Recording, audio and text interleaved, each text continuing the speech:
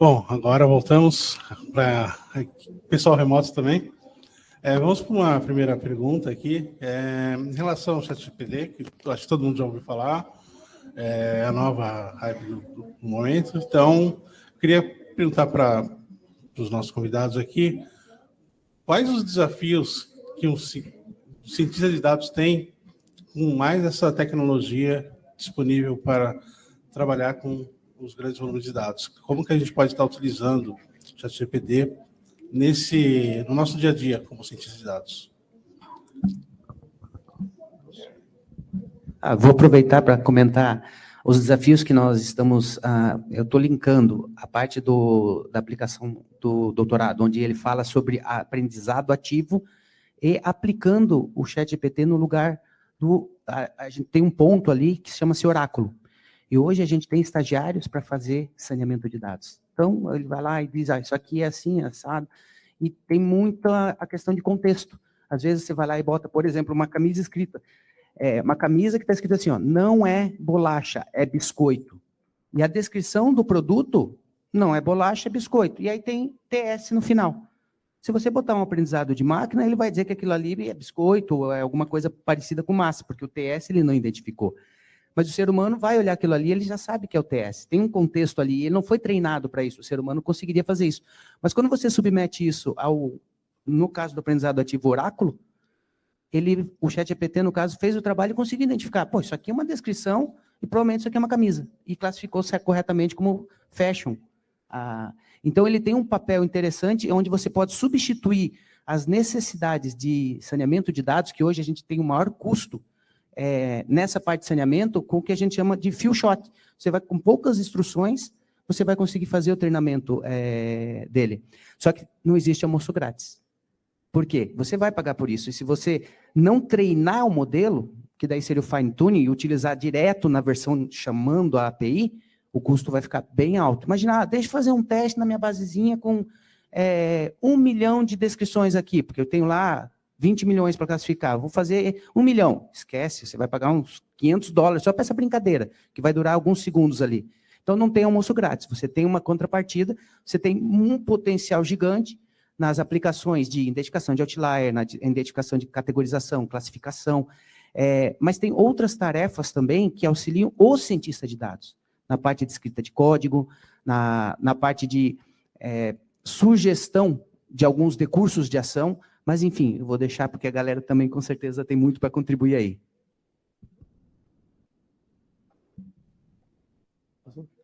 Bom, a pergunta é meio que o que o cientista de dados precisa saber, né?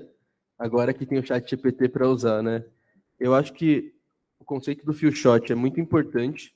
Então, tem dois conceitos principais quando a gente fala de qualquer tipo de large language model. Um que é o one shot, então, pensa assim, eles viram tanto dado que às vezes você coloca uma coisa que você acha que ele não viu, mas de alguma forma ele tem o conhecimento ali dentro para responder aquilo da maneira correta. E o segundo que é o few shot. Esses modelos eles foram treinados não para gerar informação, mas para gerar texto. Então, quando você faz o few shot, isso é muito importante. Você está passando para ele instruções falando, então, por exemplo, esse texto aqui, ele tem um sentimento positivo. Esse daqui tem um sentimento negativo. Esse daqui tem um sentimento positivo. Aí você passa mais um e fala, me fala qual que é o sentimento desse novo texto. O que você está fazendo ali? Então, com base nesse contexto que ele está recebendo, ele está meio que aprendendo a gerar o próximo token, né, que é o positivo ou negativo. Mas o ponto é, ele não tinha essa informação lá dentro dele. Isso daí é o que ele está aprendendo pelo contexto que ele está vendo. Então, isso é uma das habilidades que emergem com esses treinamentos muito grandes. Então, saber usar essa questão do few shot, e aí uma coisa que o pessoal chama de prompt engineering, que eu não considero engenharia, eu acho que se fosse bom o suficiente, assim, deveria ser mais fácil para você conversar, você mandar as mensagens, mas é uma coisa que você vai ter que aprender, é uma ferramenta, né? Então, para você conseguir colocar as coisas nela, fazer as perguntas da forma correta, tem maneiras corretas de você perguntar. Então, às vezes, você colocar, por exemplo, esses exemplos aqui, positivo e negativo, no começo, e depois perguntar qual que é a classificação, né, desse próximo exemplo, isso vai te dar uma resposta. Só que se você inverte e coloca o que você quer primeiro, depois dos exemplos, isso te dá outra resposta. Por quê? Sabe lá por quê. Mas é assim que ele funciona e tem formas que funcionam melhores. Tanto que hoje assim, tem vários guidebooks que você aprende a fazer um bom prompt para colocar no ChatGPT. Então, acho que é isso. A outra utilização muito boa é, assim, quando você tem um problema que você não tem os dados rotulados, é um bom jeito de começar, mas você não pode se debruçar nisso, porque, como eu falei, ele gera texto, né? Ele não gera informação. Isso é diferente, tem que ter muito essa noção. Ele alucina, e às vezes a gente não vai perceber. Então, eu acho que o principal é mesmo essa parte, assim. Eu posso tentar complementar o que eles disseram, tá tudo, eu concordo plenamente. Eu vou tentar só dar um contexto histórico para essa pergunta. Então, o que alguém de ciência de dados precisa saber?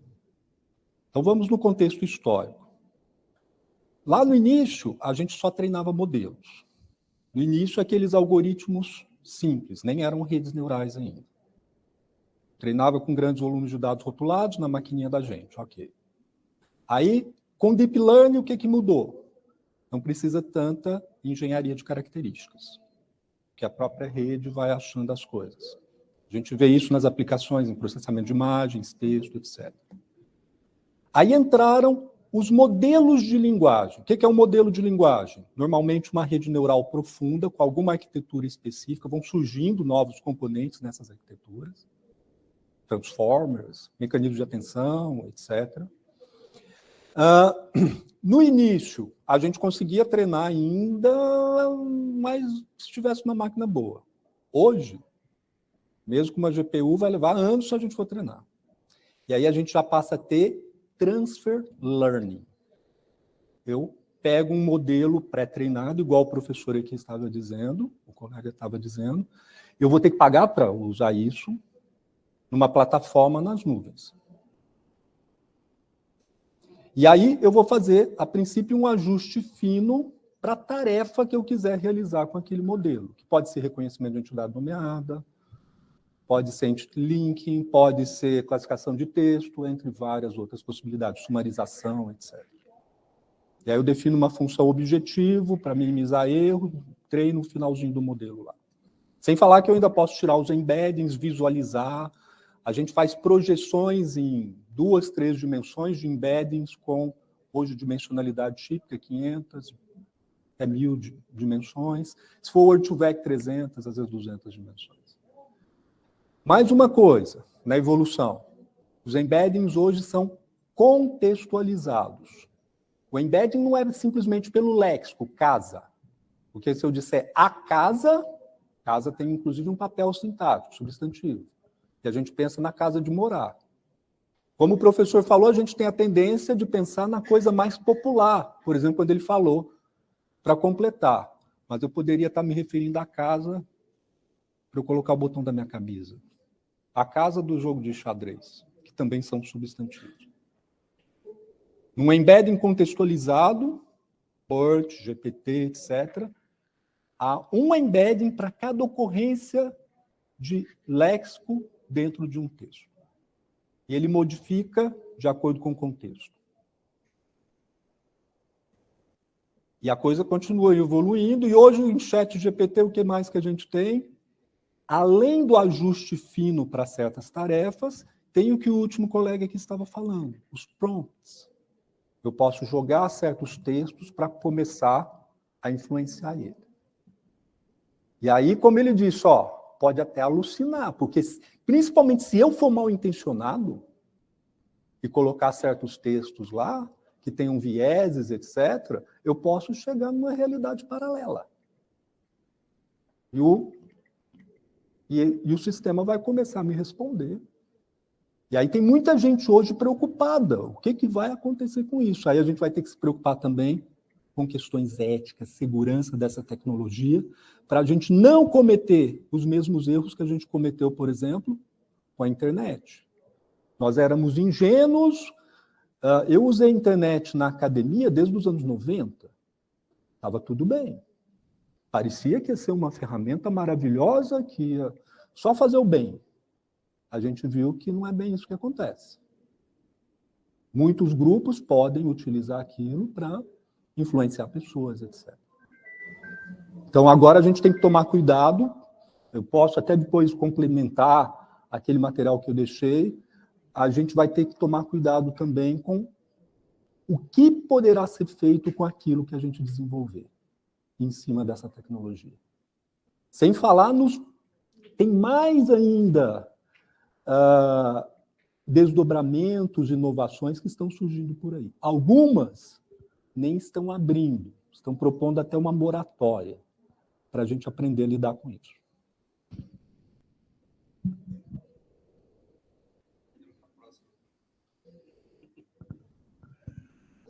Pode mudar. Vinícius, você até aproveitar. Então, vocês apresentaram mais cedo na palestra da manhã sobre tratamento de imagens, né? É um dado não estruturado. Como que o ChatGPT pode auxiliar nesse trabalho desses dados não estruturados com imagens, áudios, no trabalho no cientista de dados?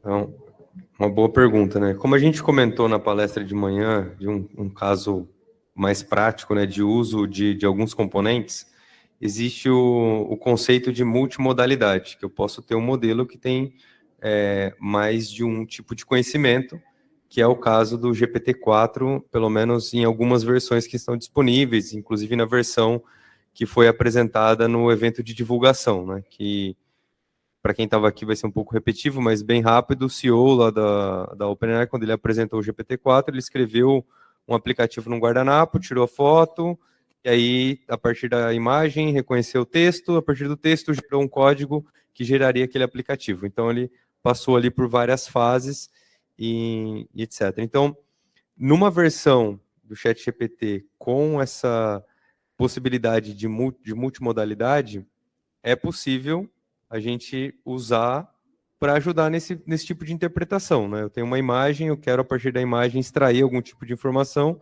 Se o trabalho do cientista de dados envolver esse processamento, pode ajudar.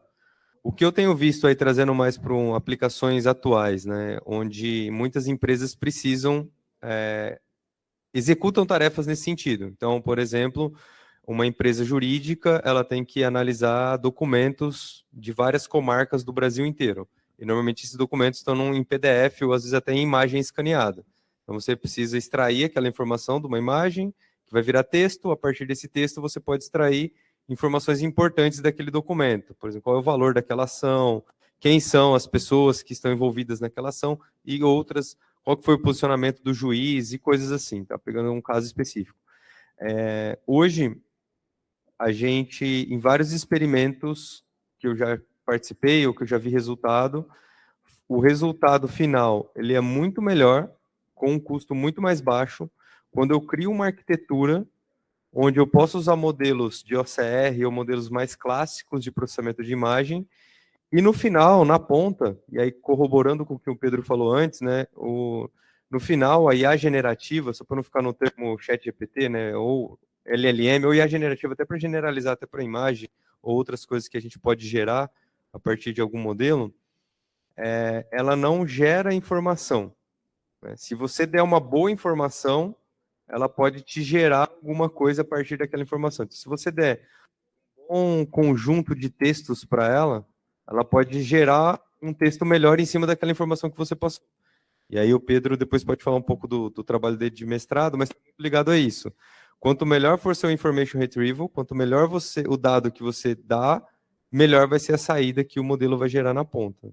Então, nesse contexto todo, se você conseguir trabalhar uma arquitetura combinando outros modelos, e aí eu já vou deixar um spoiler, depois a gente vai falando aqui na conversa, né, e as perguntas, mas na minha visão, a IA generativa não é a bala de prata que vai resolver todos os problemas. Não, pega a IA generativa e põe que ela resolve tudo, ela é boa, ela faz... Não, ela vai ajudar em algumas tarefas específicas e outras ela não vai resolver, outras ela vai precisar combinar com alguma outra solução para ajudar a resolver um problema real, mas ainda ela não vai resolver todos os problemas.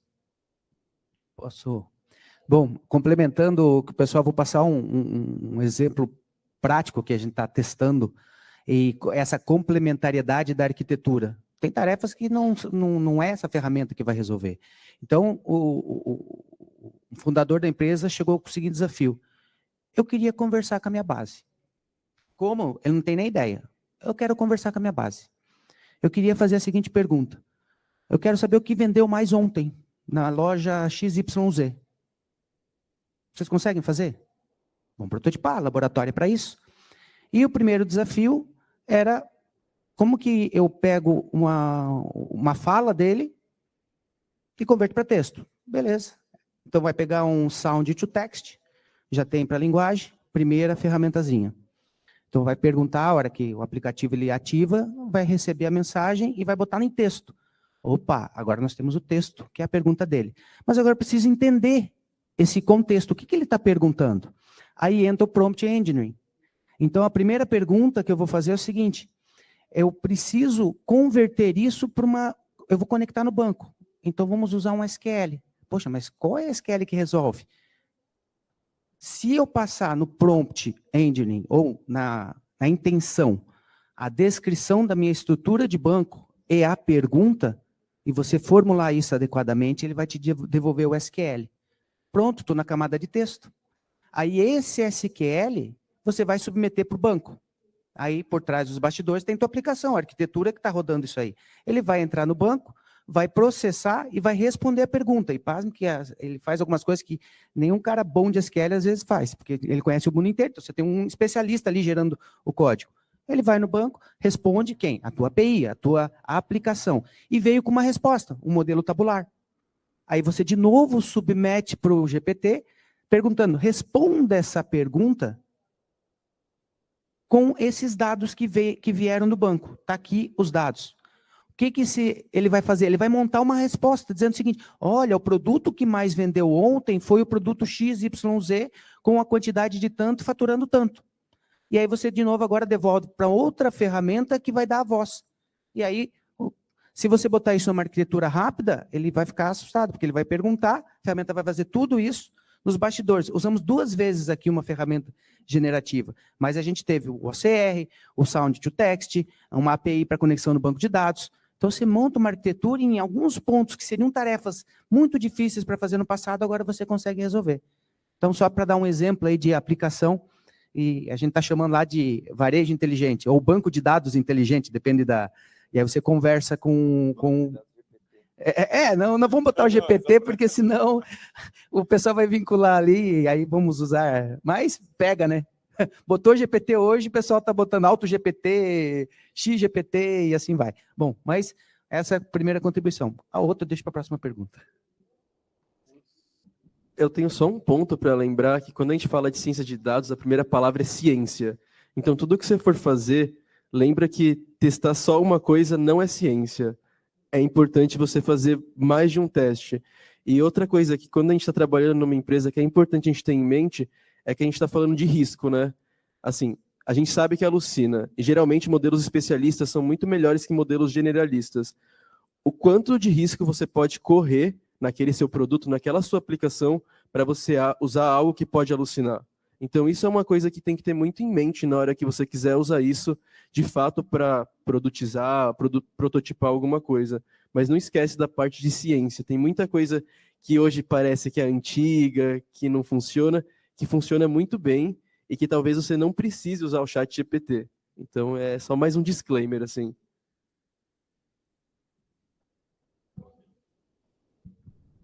Está funcionando? Eu queria só complementar essa questão do multimodal.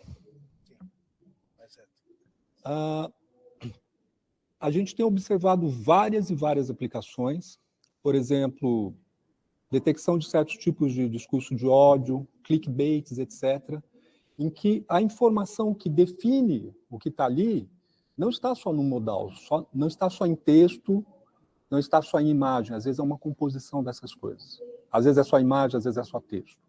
E não estou falando, quando é imagem, só o OCR. Você pode ter uma situação em que você vê certos objetos lá. Então, é muito importante a gente ter esses modelos que eles estão prometendo agora e que começam, parece, a sair. A Google também prometeu Moon, que vão no mesmo agora já não vai dar nem para a gente falar modelo de linguagem. Talvez a gente esteja falando agora de modelos de pensamento, e a gente vai ter representações desses pensamentos ou das coisas que a gente viu, seja pode ter visto num texto, numa imagem, etc., e que podem ser relevantes para classificar aquilo. E isso, então, é um dos próximos desdobramentos que a gente precisa ficar de olho e saber usar bem. Valeu, obrigado. Queria colocar mais uma questão aqui para vocês. Como o ChatGPT pode melhorar a interpretação dos resultados dos modelos de ciência de dados e auxiliar na tomada de decisões, das decisões informadas? Gente, eu estou fazendo só o papel do advogado do diabo aqui, porque eu tenho muito medo da ilusão que o ChatGPT passa de que está tudo certo, tá? Mas o ponto é, o ChatGPT ele consegue gerar explicação, mas a explicação dele não é explicável, então isso é importante. Qual que é a garantia de que o que ele está explicando de fato é a explicação daquilo que foi gerado? Então tem que ter também isso daí em mente, porque ele está falando, a resposta diz, por exemplo, você usou um modelo de, sei lá, uma regressão logística para fazer a classificação se o texto era positivo ou negativo. Aí você passa a resposta da sua regressão logística e fala para o ChatGPT, explica por que a resposta foi essa. Ele vai te dar uma explicação, mas aí entra aquele ponto, né? Quem garante que aquela explicação que ele está fazendo está correta? E se ela está correta, como que você explica por que ela está correta? Porque ele gerou um texto, né? Essa é uma coisa que a gente tem que ter sempre em mente. Então, eu acho que é muito difícil ainda usar o ChatGPT como, assim, você consegue, tem coisas que ele é esperto o suficiente, principalmente tarefas básicas, como já comentaram. Então, para você validar, às vezes, um caso que você não tem uma base de teste muito grande, ele é um ótimo aliado ali. Você consegue gerar uma base de teste, validar isso, assim, talvez olhando rapidamente, mas o ponto que eu acho que você depender ou usar como único recurso para tentar explicar é muito difícil, assim, e pode ser um risco que você tem que saber se você quer correr, mas isso é o que eu penso, assim, disso. Boa, se eu puder só complementar, e aí vocês fiquem à vontade para me corrigir se eu estiver falando alguma coisa errada, mas talvez eu dividiria, que a gente fala muito de alucinação. Na minha percepção, eu classificaria a alucinação mais naqueles momentos onde o ChatGPT ele inventa alguma coisa. Então, existe um caso clássico que é quais são os prêmios Nobel que o Brasil já ganhou, esse ficou no Twitter, saiu em todo lugar. O Brasil nunca ganhou o prêmio Nobel, nenhum cientista, e ele falou, não, o Brasil ganhou 5 prêmios, pôs o nome do ganhador, o ano e tudo isso. Esse tipo de erro, para mim, é minha, tá? Não tem nenhuma base científica aqui, mas a minha percepção é que esse tipo de erro, ele está mais ligado à alucinação, ele alucinou, ele inventou alguma coisa. Mas existe outros tipos de erro, um outro que também ficou muito famoso, perguntaram para o ChatGPT, olha, quando eu tinha 6 anos, minha irmã tinha 3. Agora eu tenho 70. Quantos anos minha irmã tem? Então deram esse problema para ele resolver. E aí ele faz uma explicação. Olha, então, quando você tinha 6 anos, se sua irmã... Não, desculpa, eu falei errado. A pergunta era assim, quando eu tinha 6 anos, minha irmã tinha metade da minha idade. Agora eu tenho 70. Quantos anos ela tem? Então essa era a pergunta, desculpa. E aí então ele começa a explicar. Olha, então, como você tinha 6 anos e sua irmã tinha metade, então ela tinha 3. E agora ele começa a montar a explicação. Então ele não está alucinando no sentido de criar alguma coisa que não existe. Ele está montando uma explicação bonitinha da pergunta que você fez e no final ele te dá uma resposta errada. Ele te dá lá 67 anos a idade que ela deveria ter e está errado. Então, esse tipo de erro que eu acho que tangibiliza um pouco do que o Pedro explicou. Esse é um caso simples, a gente leu lá e entendeu. Mas, no caso que foi falado antes aqui da venda, eu não estou vendo a base, eu não sei que dado que tem, eu só perguntei, quanto que foi? Me explica aí quem vendeu mais ontem e por quê? Ele vai me trazer uma resposta. Como que eu verifico se aquilo que ele... Porque no exemplo que eu falei, eu tenho o texto, eu tenho o contexto e é muito simples de eu identificar que ele errou. Mas se eu nem estou vendo a base que ele acessou, como que eu garanto que essa resposta... Como que eu confio e tomo uma decisão na minha empresa falando, nossa, então foi esse produto, então vou tomar uma decisão. E, na verdade, não era aquilo. Como que eu confio nessa resposta? Então, eu concordo aqui com o Pedro que a tarefa de Data Analytics, né, que se eu entendi bem a pergunta, né, eu tenho que fazer toda uma análise de dados, uma vez que eu tenho, hoje em dia nas empresas, como que eu uso esse dado para tomar de decisão? É o mantra que as empresas falam hoje, eu tenho que tomar decisão baseada em dados. Mas para eu tomar decisão baseada em dados, eu tenho que saber olhar o dado, fazer análise do dado e tudo isso. E aí eu quero usar o ChatGPT para fazer isso por mim. Mas eu posso confiar 100% se eu não conseguir nem olhar a base, nem saber o que está por trás, só na resposta que ele me gerou, apesar dela ser mais fácil, mais bonitinha, né? Eu ainda acho que a gente tem que tomar bastante cuidado com isso. Eu ia comentar só, exatamente nessa linha, ele está falando muito de alucinação, e é um alerta. Se vocês escreverem agora ali, ó, escreva 10 pontinhos, vírgula, agrupando-os de 10 em 10, 37 pontinhos, por exemplo. Ele vai fazer pontinho, pontinho, pontinho, barra, pontinho, pontinho, pontinho, barra, vai botar mais uns 3 ou 4 e dizer, tá aí teus 37 pontinhos. Mas se tu contar, não tem 37. Mas ele te disse que tinha ali. Ou você dá um outro exemplo, que foi um caso que foi feito para classificação de texto, foi pensado o seguinte, vamos colocar as probabilidades que o modelo tradicional dá, para ver se ele já acerta para nós, que era o modelo tradicional que estava sendo utilizado, e ele trazia do modelo tradicional as probabilidades. 70%, 40%, 10%. Não somava 100 aí, né? Então, mas vamos supor que some. Então, 70, 20, 10. Ao invés de ele fazer uma interpretação contextualizada, ele reforçava alucinando, ou seja, ele está escrevendo o que está dentro daquele conjunto de palavras, reforçando por que era a primeira opção. E a gente fez vários testes que não era aquela opção. Por exemplo, tinha lá um pirulito com hélice. Não é um eletrodoméstico, mas o modelo que tinha sido aprendido, por azar, na base estava sujo, tinha sujeira, ele respondeu que era um eletrodoméstico, com linha branca. E o ChatGPT explicou porque a hélice faz parte do ventilador, e do ventilador isso é eletrodoméstico, fez uma explicação maravilhosa, mas totalmente errada. Então, o cuidado de usar com essas coisas, você vai precisar trabalhar muito para até ganhar essa confiança. E só para terminar, indo mais nessa linha da atenção, porque a gente sabe que ela vai ajudar, sim, mas a gente vai ter que descobrir como validar como ciência esses processos. Fui apresentar para o próprio diretor da empresa, ele não conhecia a ferramenta. O senhor quer ver o potencial? Vamos perguntar. Então, quem é o senhor? E perguntamos para a ferramenta, ele ali olhando, né? Vamos ver o que vai... Falou que ele era um grande empresário, mas que tinha fundado outra empresa. Aí ele olhou aquilo ali e falou, mas esse não sou eu. O nome sou eu, mas não sou eu. Não lembro de ter fundado essa empresa. Alucinou, escreveu alguma coisa que você queria. Então, esse é um cuidado que tem que ter. Eu acho que a gente está indo muito na linha do cuidado, porque tem muitos benefícios, mas conseguir dosar para usar de maneira adequada e que dê resultado, e que não seja de custo excessivo, porque treinar é muito caro, e se você usar o que já tem hoje, você vai gastar, então você vai ter que usar para tarefas inteligentes ali, que você já ganhe com o conhecimento de mundo que ela traz para você utilizar. Esse vai ser o trade-off aí. Eu queria complementar mais algumas coisas aqui. Inclusive, se vocês forem lá no final daqueles slides que eu deixei, vai ter um exemplo concreto lá. O que falta no ChatGPT que ele não consegue responder bem certas perguntas que exigem raciocínio, como ele falou, raciocínio com números. Muitas vezes ele erra, às vezes ele faz lá algumas explicações parciais e acaba errando a resposta. Falta raciocínio.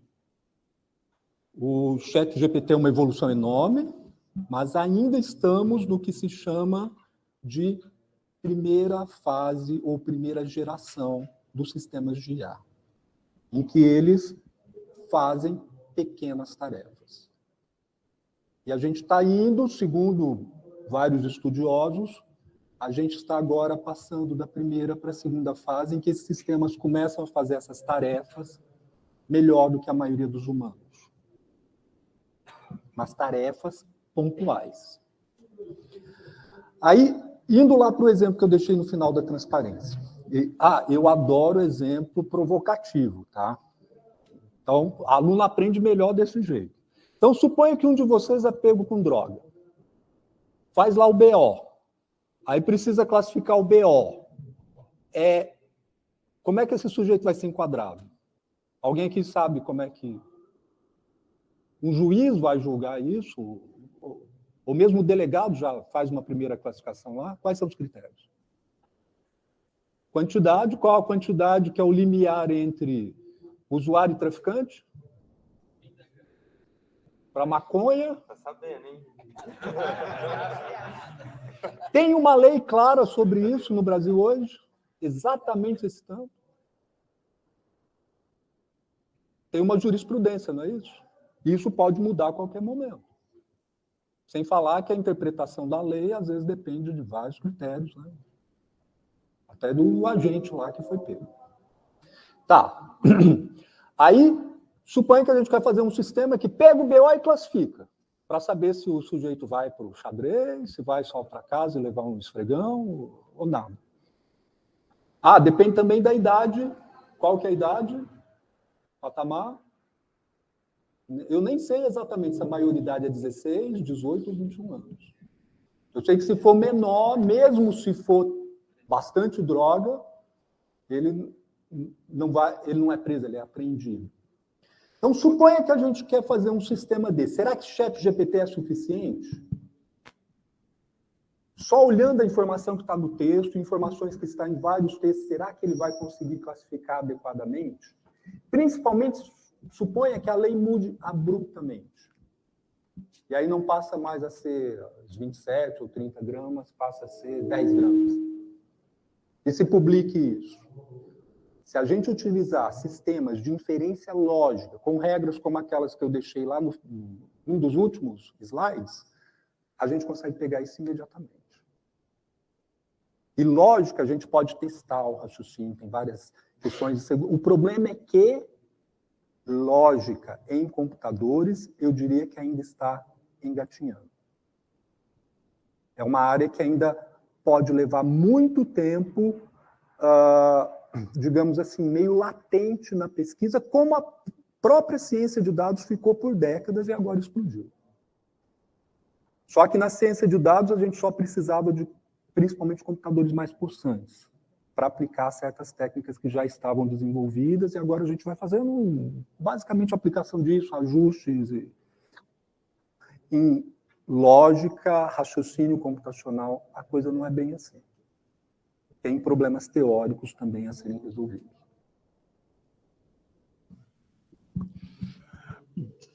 Obrigado pelos comentários, pelas respostas.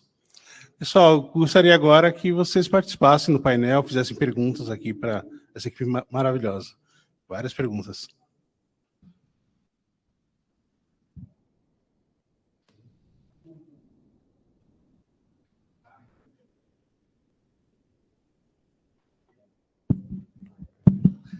Boa tarde, eu me chamo Ricardo.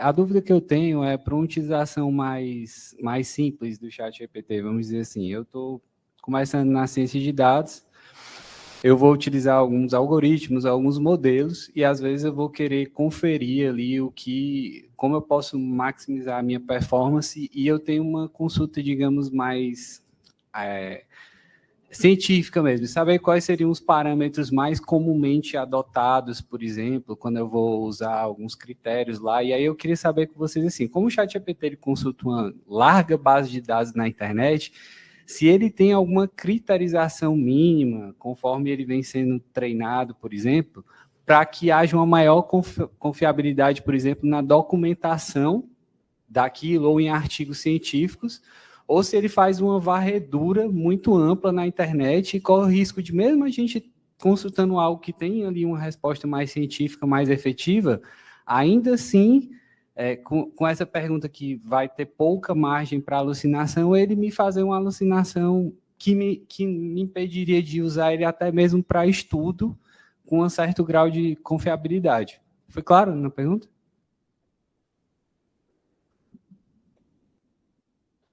Foi sim. Foi. Então, assim, a gente não sabe tudo, né, que eles fazem lá, isso é fechado, mas com certeza eles têm uma curadoria muito grande dos dados que eles colocam para fazer os treinamentos, porque, assim, o GPT-2, que é basicamente a arquitetura que veio para o GPT-4, ele é aberto, assim, todo mundo tem acesso à arquitetura, o que diferencia são os dados, principalmente. Então, com certeza, mas eu não sei se eles têm pesos diferentes para você poder falar, porque assim, na verdade, não é que ele faz uma consulta, né? O conhecimento está nos pesos da rede dele, na rede neural. Então, tudo que ele aprendeu vai ficar armazenado. É como se aquela rede neural ela fosse um grande banco de dados, de alguma forma. Ela tá. Ou, por exemplo, sabe quando você pega, sei lá, você tem 500 mil imagens e faz um zip, que você consegue, sei lá, compactar 50 gigas para ficar 10? O GPT, né, no geral, assim, ele é como se fosse isso. Ele pega um grande volume de dados e na hora que você faz esse treinamento, ele consegue compactar essa informação nos pesos deles. Então, na hora que você manda uma pergunta, o que acontece é que você vai ativar, é como se fosse um neurônio, né? Você vai ativar algumas pequenas partes dele em que ele vai procurar a resposta. Mas não necessariamente que ele, assim, a gente espera que ele aprenda a dar um peso maior para a documentação, mas não dá garantia de que isso de fato acontece. Então, por isso que é muito importante fazer a curadoria dos documentos antes de treinar. Perfeito. 2 pontos aí, talvez, se eu estiver saindo um pouco, se eu não entendi bem a sua pergunta, você me corrige, por favor. Mas além do ponto que o Pedro comentou, pelo que eu entendi da sua pergunta, você como cientista de dados está construindo um modelo e você quer perguntar para o ChatGPT quais os melhores parâmetros para o meu modelo. Foi isso? Eu acho que nesse tipo de... Sim ou não? Quais seriam os melhores parâmetros geral do seu modelo, mas para quem parâmetros que seriam mais frequentes, que é uma coisa mais, dado mais disponível, mais amplo. Tá. Não, perfeito, porque assim, no caso do ChatGPT, né, como o Pedro falou, eles têm os parâmetros e a curadoria para evoluir, mas a gente sabe, uma aplicação simples de imagem, se você quiser construir o seu modelo do zero, e aí um parâmetro só da rede, quantas camadas eu tenho que ter? Quantos neurônios eu tenho que ter em cada camada? Eu não saberia responder sem olhar qual é o seu problema, qual que são os seus dados, qual é a dimensão dos seus dados, qual é a diferença estrutural dos seus dados, se eles são muito parecidos ou não, né? Como que a gente, depois de fazer toda essa análise.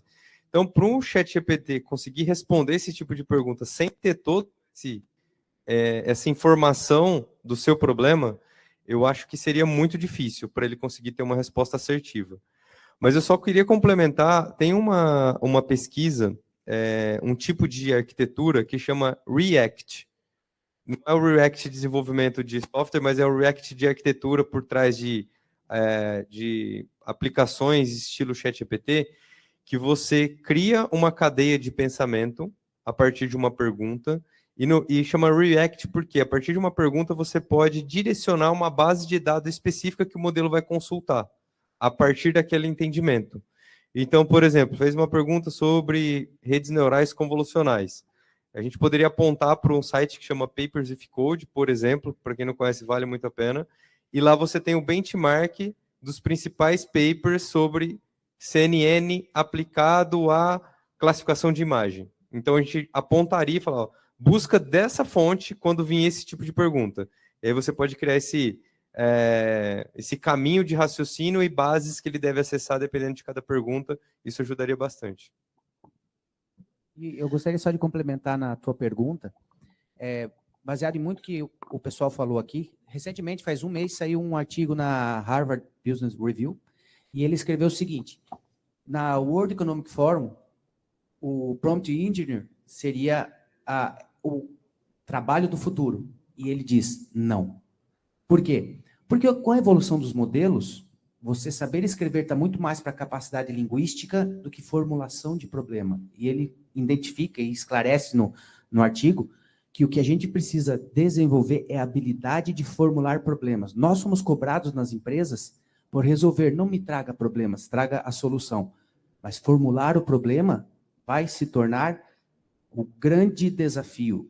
E isso não vai escapar de você ter conhecimento. Se você chega agora, e aí é o conselho, porque qual o modelo mais geral? Para começar a conversa, legal, ele vai te dar algumas ideias, mas quanto mais você estudar, mais você vai ter condições de formular o teu problema, formular aquilo que você quer. E aí isso vai ativar camadas que vão conseguir. Se ele já tem dentro da base, que se for coisa recente, ele só vai fazer concatenações textuais, mais nada. Então, ele não vai resolver ou te ajudar. Então, o conselho seria, Ele pode te ajudar, tu usa como um pair programming, mas com conhecimento até 2021, e você tem que desenvolver a habilidade de saber formular. E aí é onde eu digo que eu uso com os meus alunos lá, eu falo, vocês podem usar, porque o desafio está comigo de conseguir fazer perguntas melhores que ele não consiga responder. E aí eu incito eles a fazer as perguntas corretas. E aí eles vão lá e tentam resolver, faça esse código. Eu já testei e vi qual foi a resposta.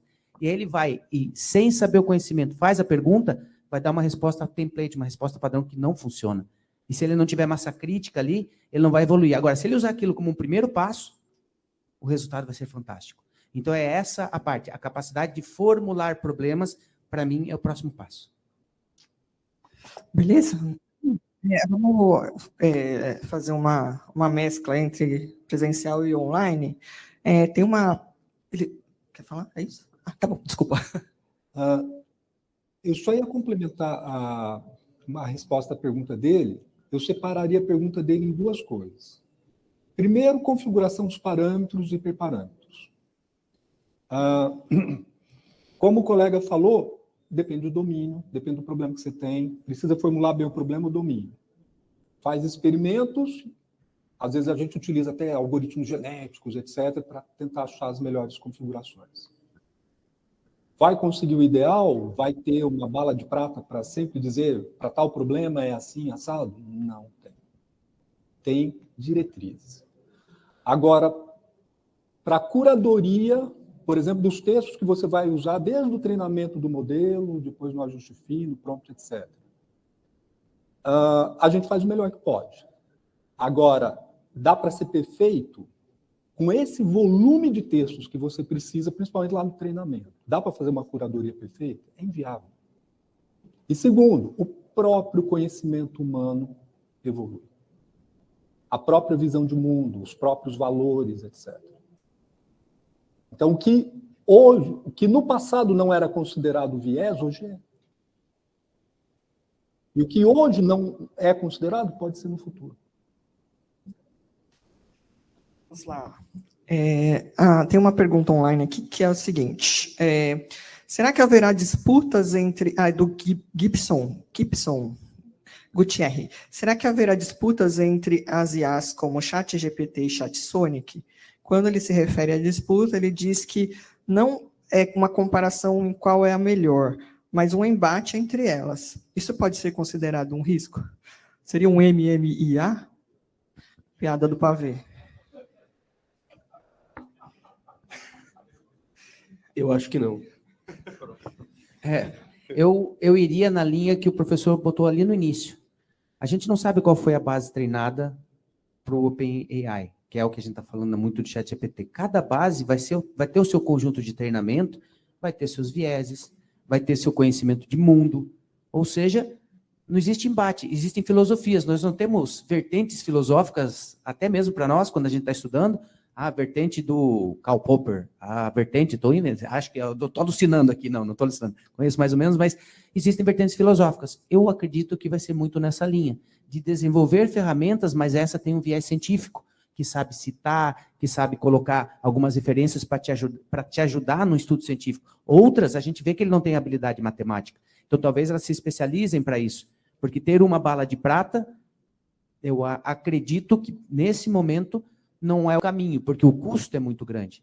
Então, você ter várias especializações pode ser que vai acontecer no futuro. Eu não tenho capacidade de previsão, né? Tem o livro A Lógica do Cisne Negro, que eu li recentemente, ele fala muito dessa questão de a gente conhece aquilo que a gente sabe, mas o mundo que a gente não conhece, ou aquilo que a gente não sabe que aconteceu, é muito maior. Então, tudo que não está nos escritos que ele aprendeu é muito maior do que está. Então, vai ter vertentes filosóficas em cada ferramenta. É a minha opinião sobre isso. Sobre a possibilidade de embate, eu acho que, de um lado, pode haver cooperação também, diferentes produtos explorarem diferentes nichos para se complementarem. Mas tem embate, sim. Já está havendo ferramentas da Google versus ChatGPT. A Google, segundo colegas, é em pânico. Por quê? Hoje, a gente precisa de qualquer coisa, a gente faz uma consulta por palavra-chave. Quem vai querer fazer agora consulta por palavra-chave? Você tem um agente, tipo o ChatGPT, para você perguntar. Então, a Google pode cair. Não só ela, várias outras coisas. Então, o embate já começou, na minha opinião. Só para poder complementar e talvez colocar um outro ponto de vista, assim, para mim o embate ele é mais econômico do que científico. Tá? Então, esquece inteligência artificial. Quando que uma empresa gerou um produto e a outra, que era concorrente, ficou para trás, então mas é um embate econômico. Na linha do embate que as IAs vão fazer uma guerra e quem vai... Não, também, para mim não faz nenhum sentido. E são produtos no final, né? São produtos de empresas que querem alavancar seus resultados. A OpenAI saiu na frente, desde a questão técnica até com questão de marketing, que eles são muito bons nisso também, e de interface gráfica e tudo isso. Então, eles saíram na frente nessa corrida de produto. Mas no embate da AI, eu não acredito muito, não. Mais perguntas?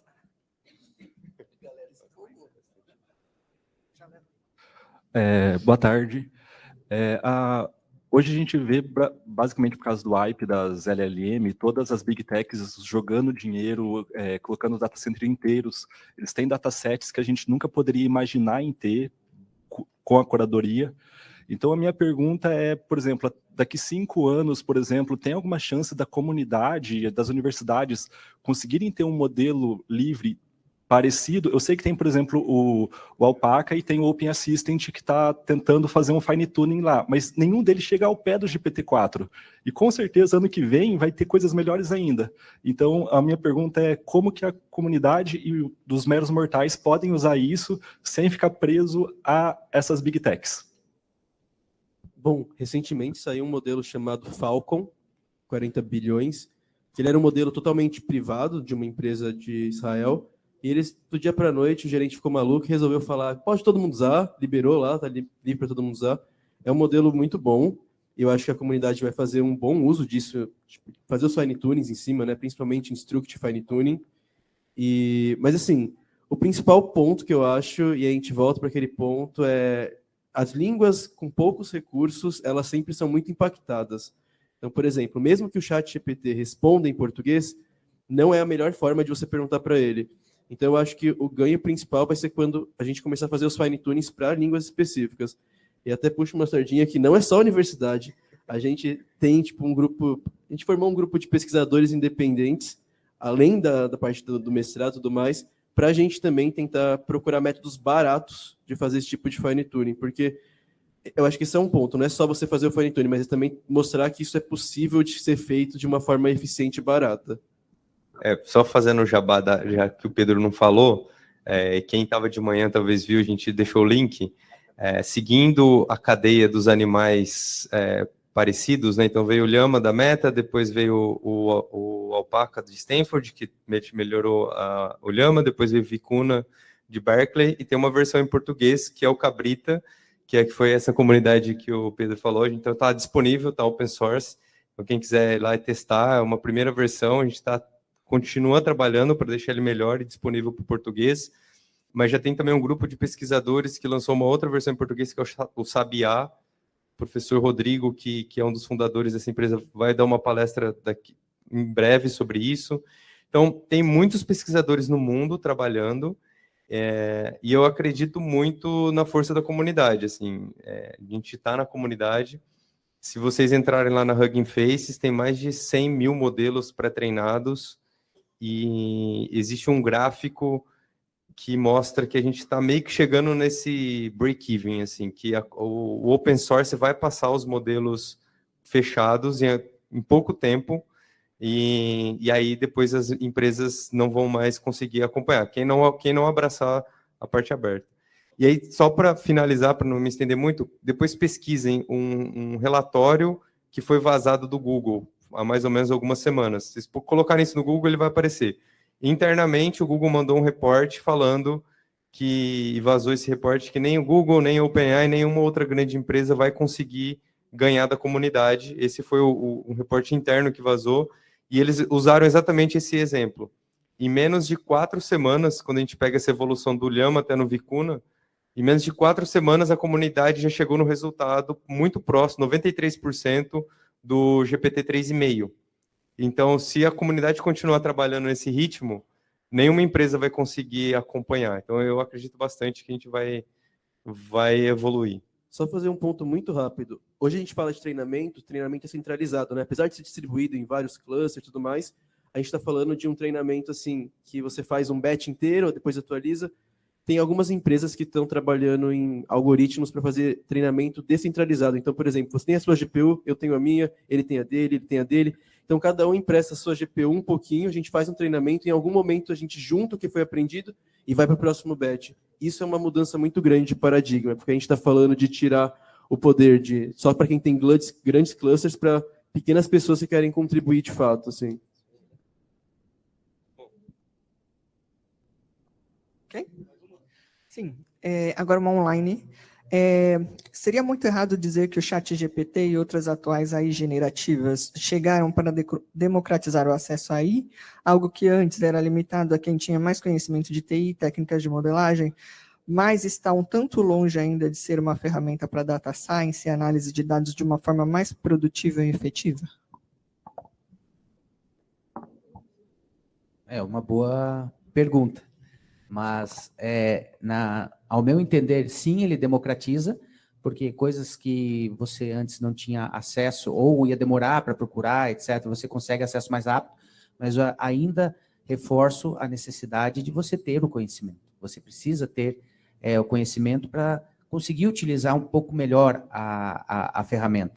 E com relação à aplicação de data science, lembra que a gente tem uma jornada, né, desde a diagnóstica até a última camada, que você vai fazer a predição, você vai fazer a prescrição, você vai prescrever, apesar que isso é bem tradicional, existem outras formulações, e você pode usar em quase todas elas, mas nem todas você precisa usar para conseguir extrair algum resultado.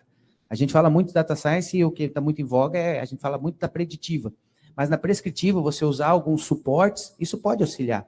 Então, algumas automações de tarefas, algumas coisas que você precisaria levar tempo, preciso gerar um resultado, eu tenho, para citar um exemplo, nós temos ali uma área de analista de negócio, e tem lá 500 clientes para você fazer uma análise de relatório. O cara vai ficar ali fazendo 1 a 1? Não, você vai criar um template, mas fica muito pobre, e ele consegue ajudar nessa camada também de prescrição. Depois ele só pega a recomendação e faz a análise humana, ainda, porque precisa da confiança, às vezes ela alucina, então ainda tem muito para caminhar.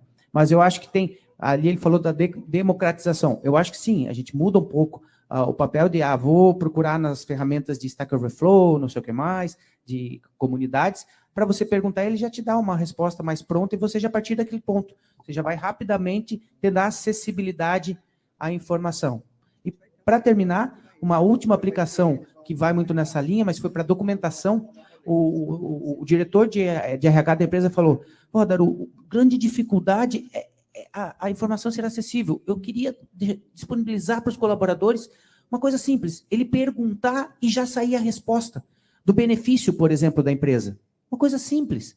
Só que tá no SharePoint, tá não sei aonde, e quando a pessoa pergunta, vai para um ser humano, depois ele manda ler um outro documento, mas a pessoa quer uma informação mais rápida. E não precisa interpretar, ele só precisaria ter essa informação. Então, aí tem um desafio interessante. Você consultar base de dados, fez a pergunta, você utiliza ele para pegar um documento e fazer essa resposta. Só que para isso ele tem limitações, né? Então tem que botar inteligência, arquitetura e fazer algumas validações. Mas a acessibilidade da informação é um outro ponto que vai ao encontro dessa pergunta. Boa tarde. Desculpa, por favor, mas é bem rápido. Eu talvez mudaria o nome da palavra para democratiza para facilita. Não sei se é o melhor termo, mas assim, você vai lá e pergunta para o ChatGPT, queria criar um código para resolver o problema X.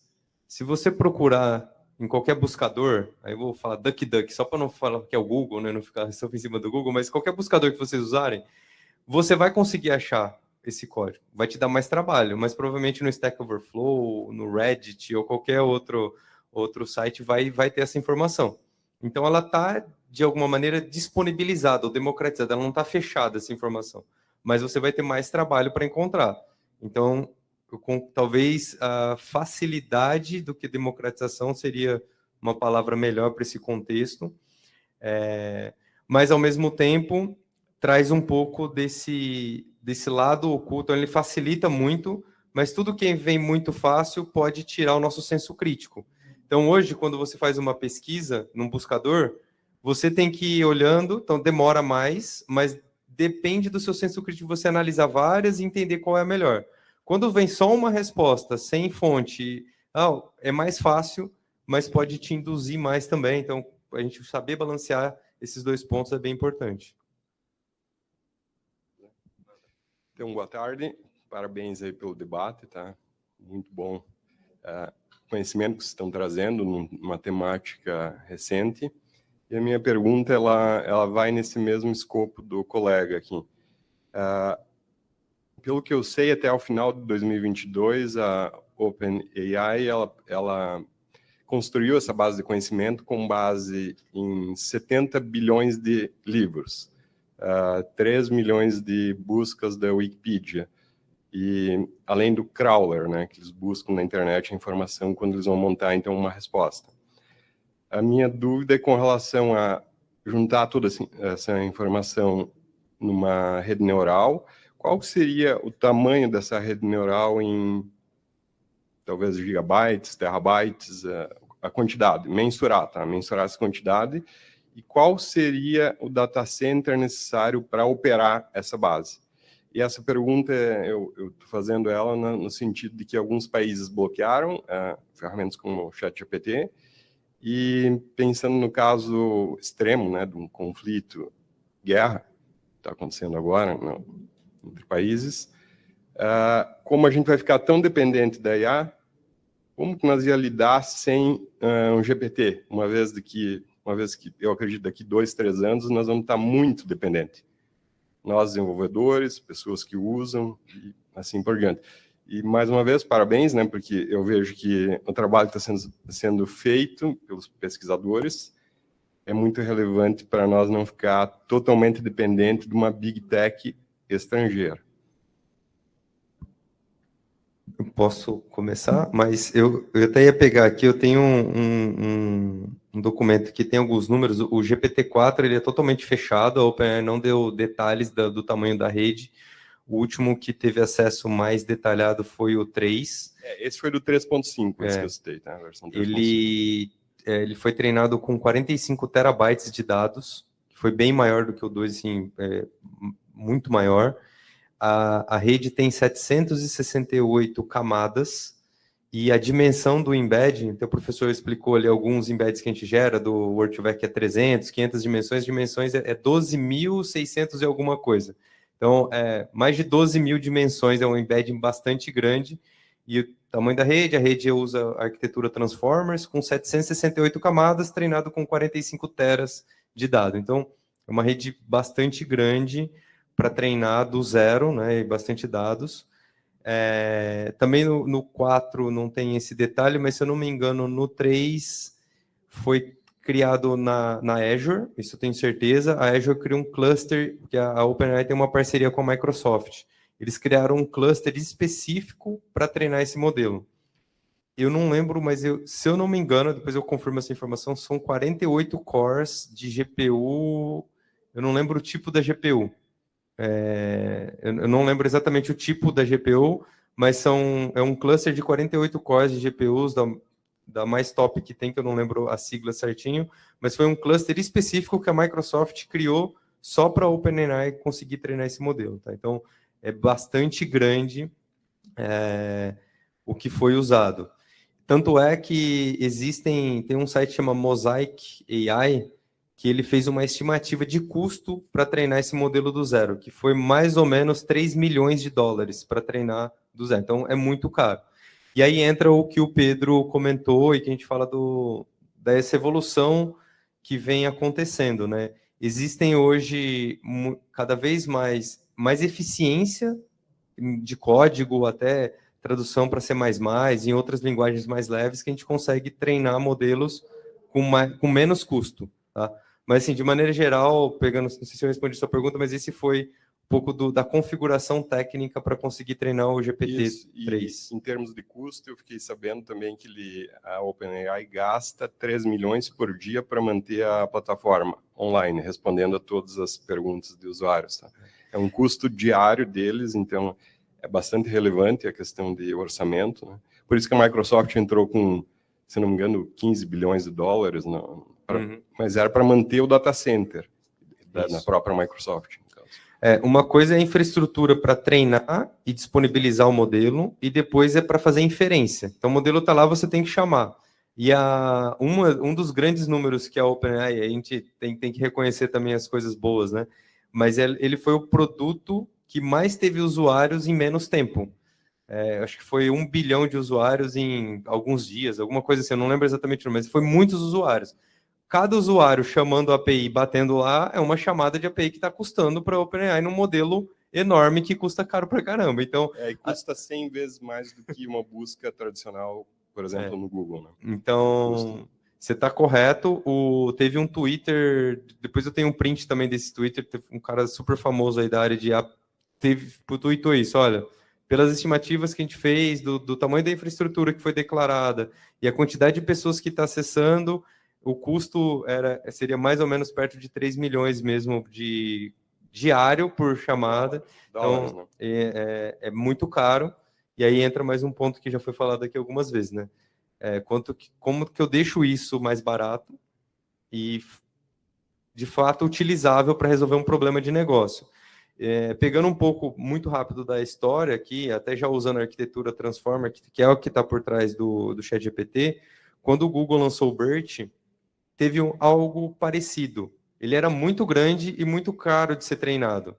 E em pouco tempo, começou a ser desenvolvidas novas técnicas, por exemplo, uma que ficou bastante famosa, que é de destilação, que a gente chama, que conseguiu diminuir os modelos, só ali de um encoder, né? Não é um encoder-decoder, só da parte do encoder, que deixou eles com assertividade muito boa, mas com muito mais barato para treinar e também para fazer inferência. Então, eu acredito aqui que a gente ainda vai evoluir bastante no desenvolvimento desse modelo, deixar ele cada vez mais eficiente.